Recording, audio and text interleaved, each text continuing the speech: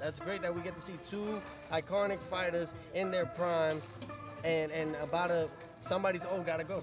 No, I'm saying that's the great fight. But after that, what do we have? Oh, you got Gervonta Davis and Lamont Roach in here. But we know what's gonna happen with that. That's what I'm saying. You never know, right? Nah, I know. You never know. I right? know.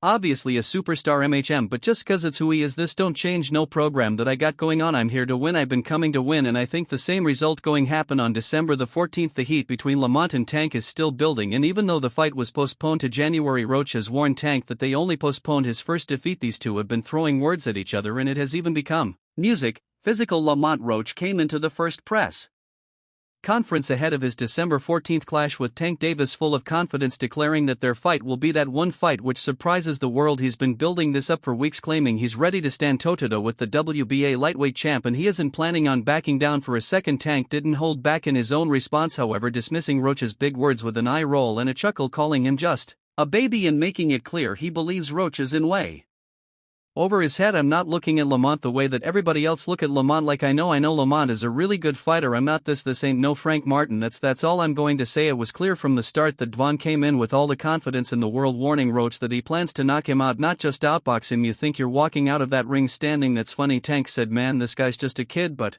despite the trash talk, it's no secret that Tank's decision to face Roach has stirred up criticism in the boxing world, with fans calling Roach an easy target for Davis, questioning why Tank isn't challenging someone with a stronger reputation. Tank and Lamont Roach, is that the right opponent for Tank? I don't know why everybody is kind of sleeping on the M, but he has a decorated M as fans see it. Roach is hardly a match for Tank, let alone a worthy opponent for a fighter who has taken down some of the best names in the division with a record of January 1st, 25 and only 10 knockouts. Roach has yet to claim victory against a high-level fighter. His biggest moment so far was a split decision win over Hector Garcia, a fighter Tank himself handled with ease, knocking him out effortlessly. But Roach came to the press conference unfazed by his critics or by Tank's intimidation tactics, declaring that this fight is a chance to show everybody he's the real deal. Oh Gary, that Gary __, that hey yeah, I talked to your father about that, he worry about that, __, that not for real, __.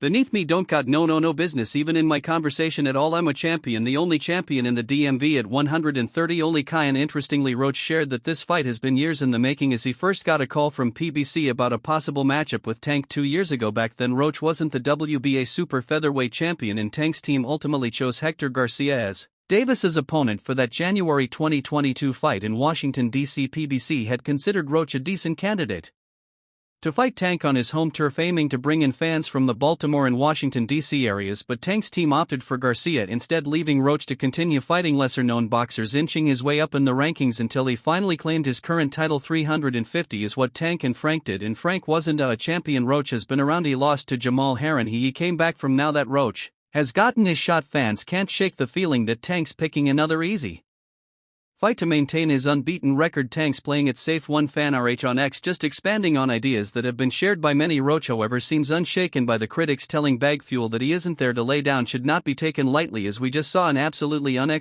completely unexpected exciting fight between Tim Tszyu, who was a shoo-in to win, and Bakram Morezalev, who very few people ever heard of and almost nobody even thought had a chance to win the fight. And there we go. So like I said before, he wants the world to know he's not just showing up to collect a paycheck or add a loss to his record. I'm coming in there to do what I got to do to get my hand raised, he said, a statement that got some loud laughs and a few IR rolls from the Tank supporters in the room. Roach acknowledged that some fans see him as a step-down opponent for Davis, but argued that this perception will only make his eventual victory that much music sweeter. He added that while he was flattered to be in the Tank sweepstakes, he's there for more than the money. In our weight class you want a shot at Tank, that's your biggest paycheck, but I'm also here to show I belong in this ring with the best. Roach said it's clear he's banking on this fight as a chance to break free from the shadows and establish his reputation. While fans may doubt him, Roach appears confident he has what it takes to give Tank a run for his money. He's already envisioning himself as the man who finally hands Davis his first loss. See, you people don't know Lamont, he's not his power. They think he can't fight, but Lamont can fight, and he got a pedigree, 7-time national champion, and he tough for Tank. Though it's another day in the office, and he brushed off these criticisms with ease. I'll take down anybody they put in front of me. Y'all want me to fight a different guy, that's cool, but right now it's Lamont Roach and he's the one getting knocked out, Tank said to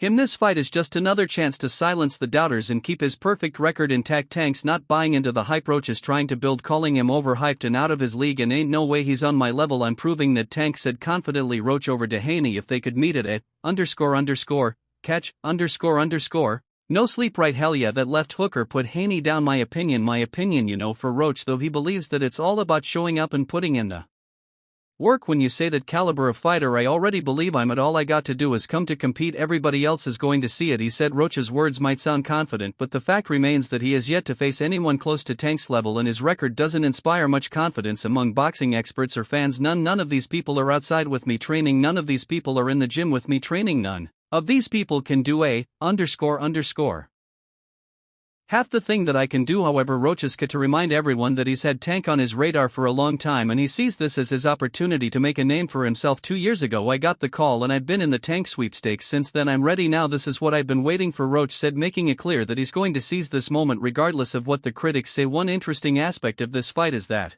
PBC is marketing it as a regional battle, aiming to pull fans from the Baltimore and DC areas. The promotion is banking on the local rivalry to help sell tickets, even if the fight itself lacks the national appeal that a matchup with a bigger name might generate. The question remains, will this approach pay off? I think the fire is the competitiveness between us both already, that we competed twice before in 2 close fights, and the Tank's critics argue that this tactic only highlights the lack of truly competitive fights in his career.